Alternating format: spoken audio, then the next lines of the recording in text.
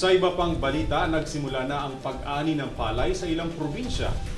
Dahil dito, kumpiyansa si Pangulong Marcos na magkakaroon ng sapat ng supply ng bigas. Ngunit maigting pa rin binabantayan ngayon ang presyo ng bigas sa mga merkado at sa mga pamilihan.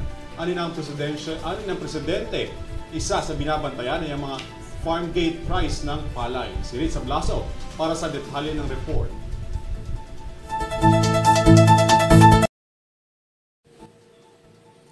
Inaasahang walang magiging paggalaw sa halaga ng bigas buhat ng nalalapit na anihan. Ayon yan kay President Ferdinand Bongbong Marcos Jr. na kasalukuyang ring Chief ng Department of Agriculture.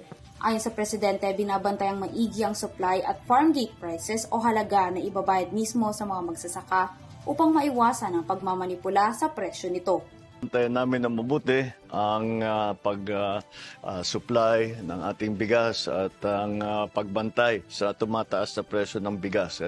Meron naman tayong balita na nagsimula na ang pag-aani sa Nueva Ecija, sa Isabela at saka sa North Cotabato. Kaya ito yung magkakadadagdag sa supply natin. Ang binabantayan siyempre natin yung farm gate price dahil yun ang nagpataas sa presyo ngayon at pati yung pag-import ng mga ibang inputs at saka ng bigas mismo.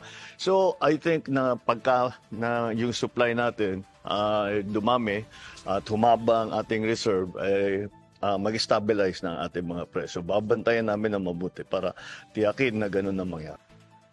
Umabot ng 900,000 metric tons ang tansyang paunang anihan sa mga probinsya ng Isabela, Nueva Ecija at North Cotabato na aabot hanggang Setyembre.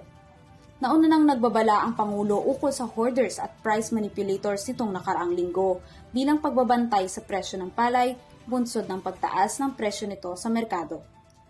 Nag-abiso naman ng iba yung paghahanda ang Department of Agriculture sa inaasahang epekto ng El Nino sa agrikultura. Para sa EuroTV News, Ritza Blaso, sumasaludo sa bawat Pilipino.